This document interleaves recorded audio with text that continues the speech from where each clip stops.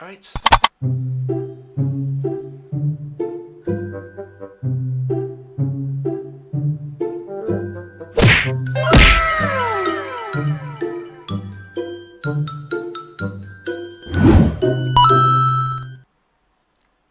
Hello everyone, welcome to this video. In this video, I'll be reacting to one of the early uploads from my YouTube channel, The Game Terrorists. This video came out in 2015, so I think it's around 6 years ago. Let's start. I hope that you enjoy this video. I'm a huge fan, by the way. We interrupt this game theory before it even begins with a special announcement. Remember that time I said these things? It also means that I get to experiment with some new projects, which I've been hinting at for a while because I'm really excited and I think you will be too. Well, after months of working on it with my friends Marcus and Karf, the super secret special project is ready to premiere. This Tuesday, in fact. A new show by yours truly is getting ready to launch. Here's a sneak preview. And after that, later this week is another game theory, which is on a game that you all requested a lot.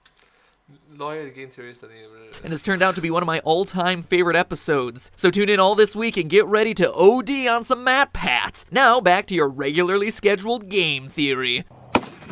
Oh, wow. Puhada! Puhada! Okay, well then. Maybe? Got nothing. It's harder than it looks, okay?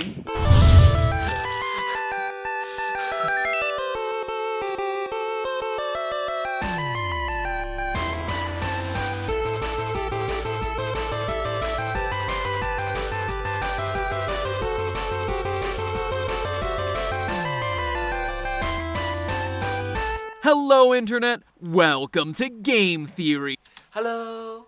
Rambo, I ain't. And after 96 episodes of this series, you guys know me. When I'm not thinking way too hard about things like the symbolism of a magical hand creature, I'm acting like the cinema sins for video games, picking them apart for their lack of realism. Oh, you can't actually do a leap of faith to land in hay. Oh, that game says it's about Roman strategy, so let's build a Roman city and see how that works. Oh, sure, these are video game women, but do their boobs behave realistically? No. Like an overeager Mario Jumpman Mario.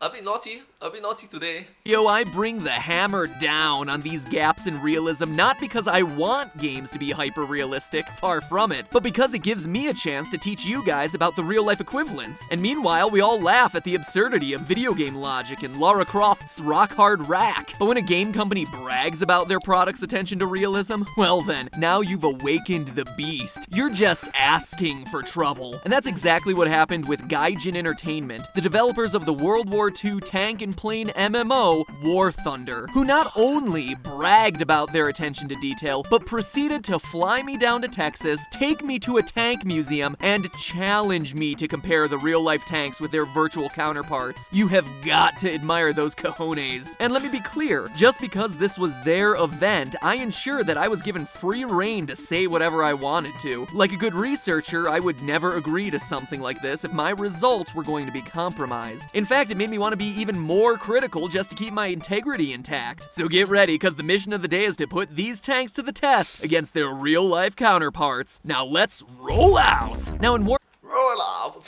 Thunder's new Steel Generals expansion pack, they added a bunch of American tanks to the game, including the 3 I got to explore during the Texas trip. The Sherman, the Chaffee, and the Stuart.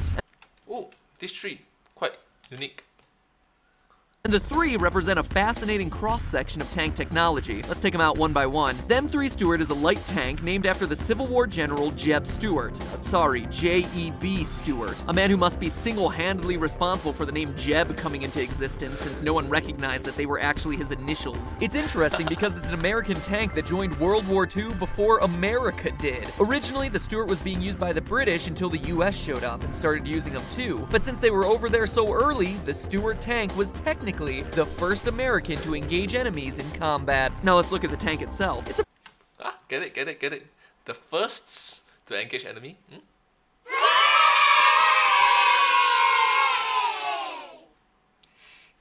Anyways.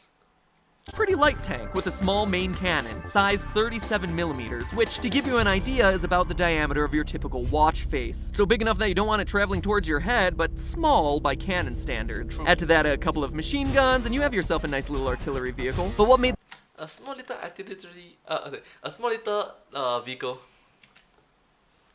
The Stuart valuable was its relatively high speed and maneuverability compared to most of its heavier opponents. Very similar to Oddjob in GoldenEye. Slappers only. Ugh, I hated that well-dressed little man. Eventually, the Stuarts stopped being used for tank versus tank combat and either became reconnaissance machines, or they were sent to areas where the tank threat was much less serious, like Japan or the Philippines. And well, yes, it's easy to skin an in-game vehicle to look like a particular tank, and the sound is all dead on since while I was researching the tanks, they were also recording the actual tank's sound effects to use in the game. I'm most interested in the tank's in-game behavior and weaknesses. So, how do you kill this tank? Well, the obvious weakness is the relatively tiny gun and light armor. So of course, the best counter to a Stuart is a bigger tank and good aim. I mean, one of the tank experts at the museum said that the best tank strategy in general is have the bigger gun and get ready to run. But seriously, Have a bigger gun and get ready to run. Oh my gosh, that is profound. Have a bigger gun and get ready to run. Clever, clever. for as indestructible as these things look, almost any other tank can punch right through it, including other Stuarts. Another crucial weakness for the Stuart is terrain. Its treads are fairly narrow, so ground pressure is much higher than other tanks in its class. Think of it like a bed of nails. Narrow treads means less distribution of the tank's weight across the ground, which means that travel through mud and snow becomes much tougher as the tank sinks into the ground. And finally, the Stuart runs on what's known as a radial aircraft engine, which requires high-octane fuel and thereby increases the risk of a fire. So how's its virtual counterpart do? Well, War Thunder gets it all exactly right. Pretty much any tank cannon will either destroy your tank outright or kill the crew inside with a single well-placed shot. The engine placement is exactly where it should be, and some shrapnel headed in its direction will ignite this puppy like a firework. And on the offensive side, shooting the cannon produces little recoil in the tank itself thanks to the smaller caliber gun. In short, just like in real life, the game's equivalent is like the tin foil of the tank world, meant A tin foil in a tank world. A tin foil. Interesting. to be used for quick scouting and not head-to-head combat. Now, if you want a light vehicle with a little more punch, look no further than the M24 Chaffee, the second tank on my checklist. The Chaffee is named after United States Army General Adna R. Chaffee Jr., a man who played a large part in introducing tanks into the US military. It was specifically designed to be a beefier replacement for the Stuart, and it somewhat succeeded. The armor is about the same quality as the Stuart, which isn't great, but the gun? It's almost exactly double the size of the Stuarts. I feel like there's a penis joke to be inserted there. The problem was, the Chaffee came a little late. A bit naughty. Just saying. Feel like there's a penis joke in there too. Chafees didn't reach Europe until November of 1944, but as you history buffs know, or perhaps more accurately, as you students forced to memorize the dates by your history teacher may recall, the war ended on September 2nd, 1945. That was only a few months later, and as you can imagine, the US Post Office puts huge fees on overnighting 40,000-pound war machines. So by the time these guys reached the fronts, most divisions still just used the Stuart as their standard light tank. The Chaffee saw a little more use in the Korean War, but by then, tanks in general tended to be heavier models. And just like the Stuart, it really just became used for recon. Just like the Stuart, to take this guy out, it was still pretty easy, with almost any tank caliber cannon in existence. But because this tank is so standard looking, many of its weak points were actually very easily identifiable by the enemy. Take for instance the shape of the turret, with its tapered bottom. This was meant to help the Chaffee keep a low profile, but it also perfectly highlights the horizontal turret drive responsible for its ability to rotate. One well-placed shot could totally cripple the tank. Can you imagine trying to aim a tank at something without being able to rotate the turret? That's like trying to turn around in a hallway in the original Resident Evil. Ain't gonna happen. Another weakness is the treads. Where the Stuart had sprockets that touched the ground, the Chaffees are much higher up on the body, and therefore much easier to hit at a distance. That in turn made it much easier to detread the tank. That said, it was still pretty tough to get close to this guy if you were on foot, because the treads were wider, the machine guns it packed were even scarier, and the low profile made it easier to spot enemies from farther off. Not that I'd ever recommend taking on a tank on your own in any situation at all, but with the Chaffee, smoke bombs are gonna be your best friend, and once you're able to get close, I'd recommend trying something like that neat sticky bomb trick that they used in Saving Private Ryan. Spoilers, I guess? I can already feel you typing. It has been over 15 years, my friends. Tom Hanks dies, Matt Damon lives, and If it's over 15 years, then it's over 20 years for us in 2021. Vin Diesel's insistence on living his life a quarter mile at a time. I live my life a quarter mile at a time. Doesn't get him too far. But back to the world of video games. In War Thunder, the Chaffee is used similarly to the Stuart, but it feels a little more tanky. It's a little slower, but the heavier gun makes it more threatening. And while the armor is about the same rating between the two, which is historically correct, the Chaffee's design makes it more likely to survive a hit or two. That said, targeting the area where the turret meets the tank body is totally an effective way to take it down. And unlike many of the other tank treads in the game, this guy's feels particularly vulnerable. So yeah, once again, very historically accurate. It takes real skill to use this guy. So overall, Gaijin no Goomba Entertainment had reason to be confident in the fidelity of their game. Its fidelity is high. One might say high fidelity. High fidelity. No one? Year 2000 comedy with John Cusack and Jack Black? It has been more than 20 years since then. Come on. Okay, that's fine. I'll take my film jokes elsewhere. The last tank I researched was the M4 Sherman, who you may remember from such wars as the Second World War and the movie Fury. Believe me, this dude is the one you think of when you imagine the stereotypical tank. The Sherman is a beast compared to the other two guys. Named after General William Tecumseh Sherman, when this tank first burst onto the scene, it outclassed almost every German tank it came across. True, it was only a few years later when the German Panthers and Tigers began outperforming it, but by then, the Sherman was so easy to produce, just being good enough was fine. America's tank strategy became quantity over quality. When speaking about firepower, the Sherman had the same caliber gun as the Chaffee, but with much heavier armor. You guys can rest easy, Foot Clan, because this guy wasn't meant for ground troops. Inspired by the success of the German Blitzkrieg's whirlwind speed and brutality, the Sherman was much more focused on tank-to-tank combat, and because it had a gyroscopic stabilizer built into the turret, it could actually fire somewhat accurately while in motion, something practically unheard of in a lot of these other tank models. So you want to kill this guy? Other than just being a bigger tank with a bigger gun like a German Tiger or Panther, anything that could conceivably catch the tank on fire was going to be your best bet. From a Molotov cocktail to a phosphorus round. Shermans were extremely prone to catching fire, to the point that British soldiers began referring to it as the Ronson, in reference to a brand of lighter at the time, whose slogan was, "Lights first every time." That's brutal! Leave it to the British to keep burning to death in a flaming metal tub. Super classy. Other strategic disadvantages, it's fairly tall, and much of the heavy armor plating depends on where the tank is hit and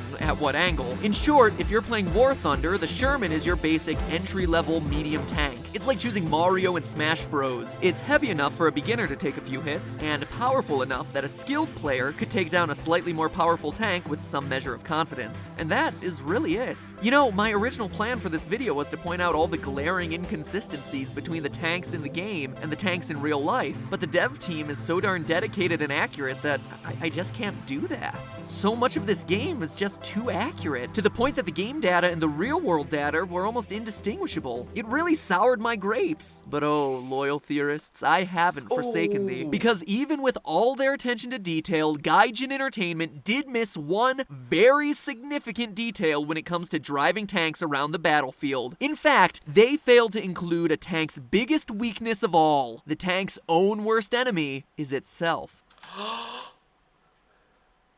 The tank's worst enemy is itself. Wow.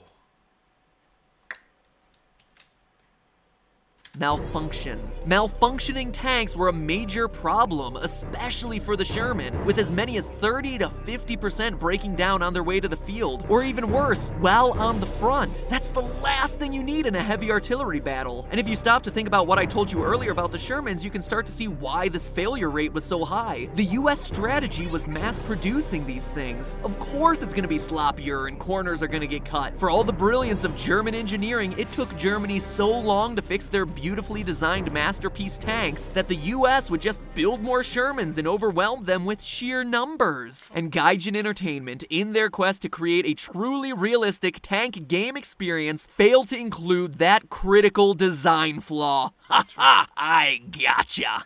Actually, I didn't. The problem with tanks breaking down was so prevalent, and the dev team's commitment to realism was so high, that they seriously considered adding a randomized failure mechanic into the game. Imagine spawning onto the battlefield only to have your tank sit there like a rock, for no apparent reason, just because it was a lemon coming off the shelves. Obviously, you can see why their attention to detail stopped at that point. It's fascinating. Even the most realistic video game with a dev team who is super committed to realistic fidelity It will no longer be fun if you just sit there and at the start of the game just sit there and you couldn't move.